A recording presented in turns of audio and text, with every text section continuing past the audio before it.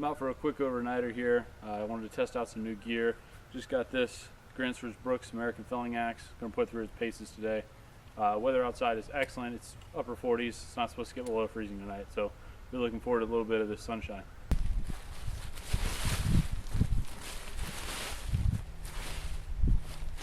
About ready to set up my tarp, and to attach my ridgeline, I like to use a knot called the Yavenk knot. It works really well and it's quick. Go around the tree. You have about a foot left over here or less. Hold it, wrap it around, point down, point up. Take the tail end, pinch it in between your fingers, then you just kind of pull both ends, and it'll tighten up. Then you have a knot. It's really good, secure. The release, just pull the tail, it comes right apart. Cool thing about this knot is once you get used to it, you can do it pretty darn quick.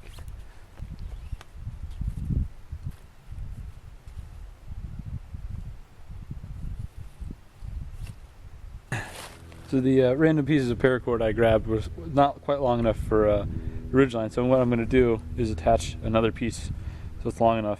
This is a common knot, but I do a little different. So make a loop, run it up, run it around. A lot of people would pass this through. The problem with that is it gets too tight in my opinion, so I throw a quick release in there, and then this way when I want to take everything down, you just pull it and it comes right back apart. So again, do the loop, pass the other end up from the bottom, loop it around the back, and that little hole you have there, put a loop in it, tight, strong, and it'll come right apart.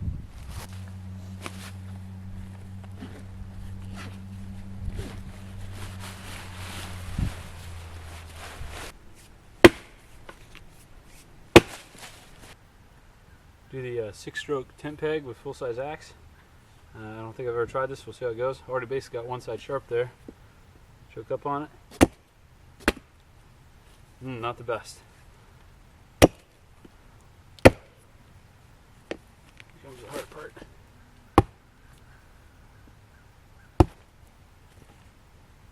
Terrible notch.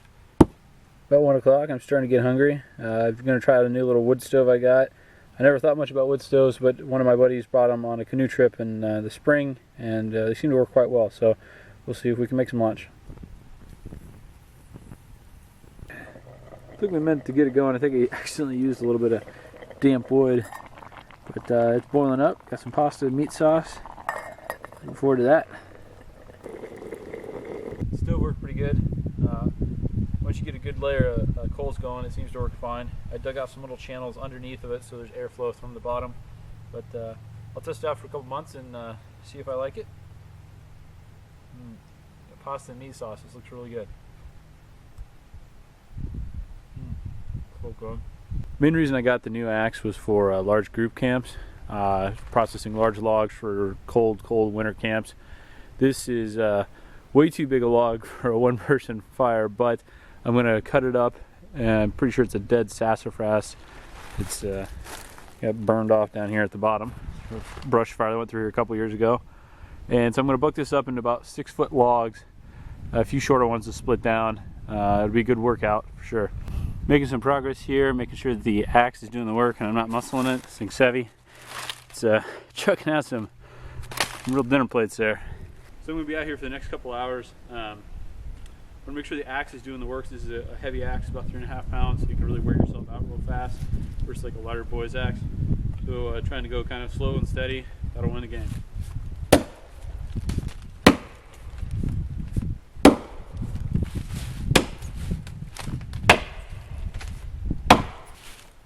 Just going to cut these about yay long and make sure my gap's wide enough. So just kind of one there. On there, that should be about good. I'm really just picking the axe up, letting it fall, because otherwise I'll wear myself out.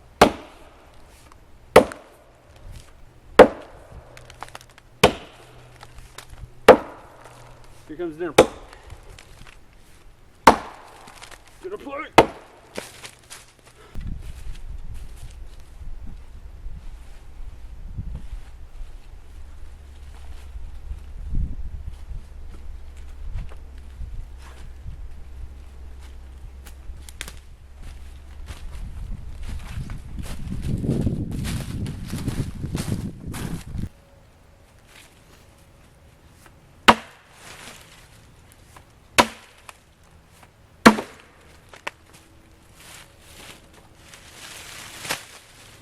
use these 3 big sassafras logs, I think, as a fire reflector. I'll build the fire right next to it. It'll burn right through them all night. It'll nice. Put down this tree. Big old flicker here.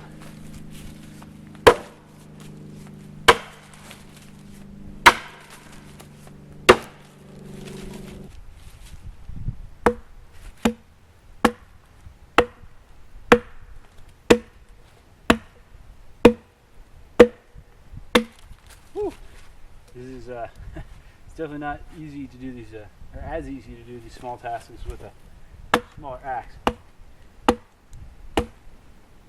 Really just gotta pick this thing up and let it drop.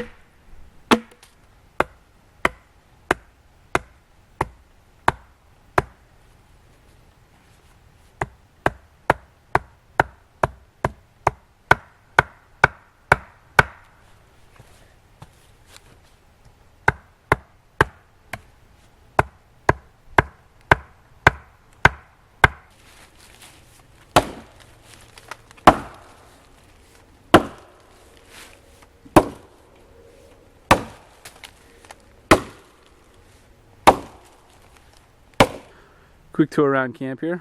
The firewood right there is nice and straight grain. I'm going to split that up, break it down, and then I got firewood enough for at least a little while. Got my splitting station right here. Nice big log, free from any obstructions. Got the big fire reflector here. I'm going to burn the fire reflector throughout the night. That amount of wood should last a really long time. I used the plates that I chunked out as a base for the fire. The really nice thing about that is it's really easy to strike your fire steel on that flat plate. And I also use the plates over here to make sure my chair doesn't keep sinking into the mud. Around camp, I like to try to keep things as organized as I can. I got my extra paracord up off the ground here. I got a stuff sack. This is kind of a different way of doing this. You can run it up like this and then run the toggle so it stays. Got my hat. It clips in the back, which is nice. Mask, that's hard to say. Tripod, food sack and saw, and gloves hanging up. It's just to prevent everything from getting all stuck in the mud and lost.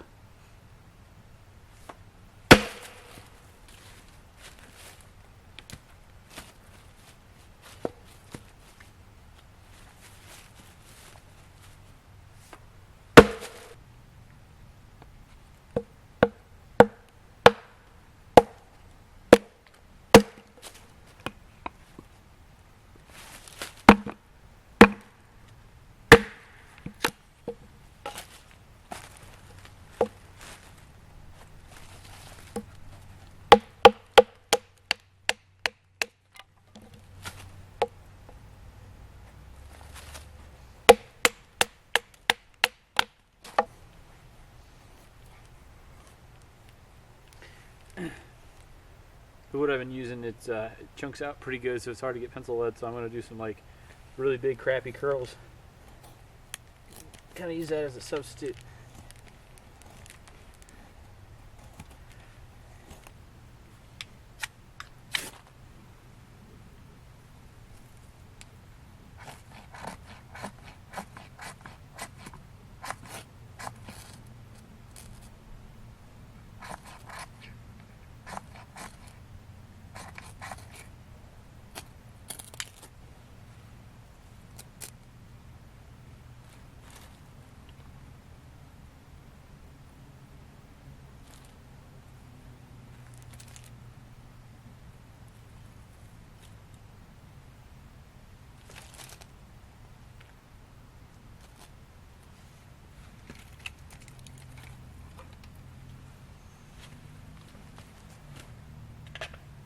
I've got the fire going, but I want to play with my twig stove a little bit more. Trying out a different way of getting it going. I put some of these little hardwood chips, lined the bottom with it, put shavings, and then I lined the top with a few more of those chips and some twigs. So what I'm hoping is everything on top will light, and then it'll get that bigger stuff at the bottom going. It should last longer. I've also been digging a trench in the dirt under here to the back, and it seems to help with airflow underneath of it. Twig stove worked pretty good the way I set it up with the little hardwood chunks. Just having dinner right now. Got brown rice, some ground beef. Nothing fancy for food this trip.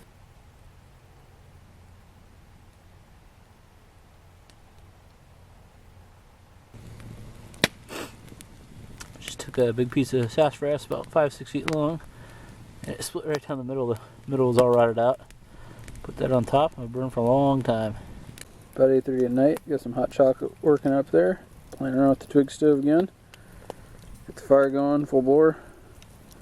And believe it or not, it's almost the end of December and I'm in a t-shirt again.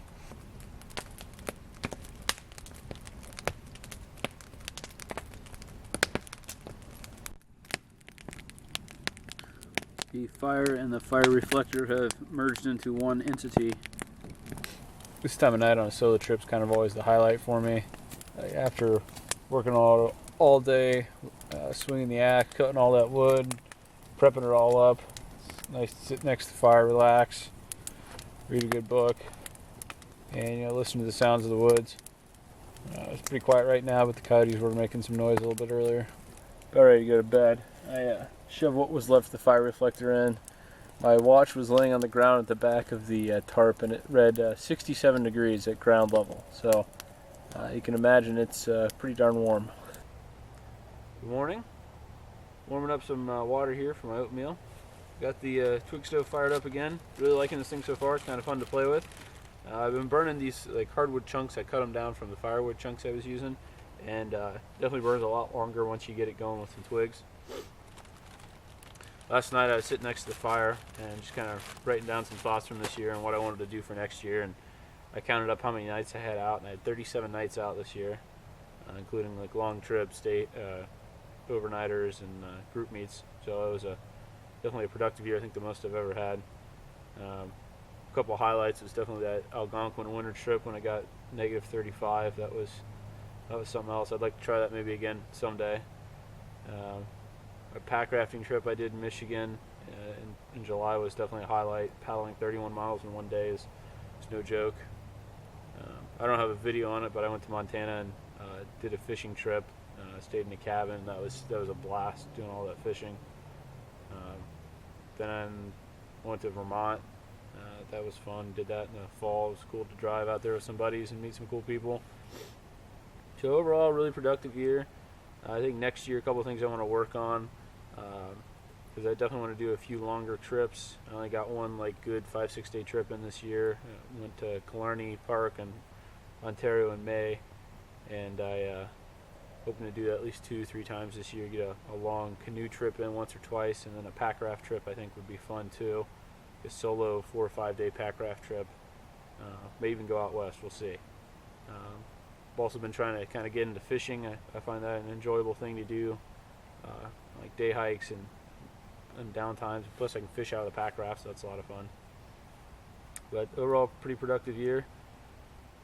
Hope to keep it going next year.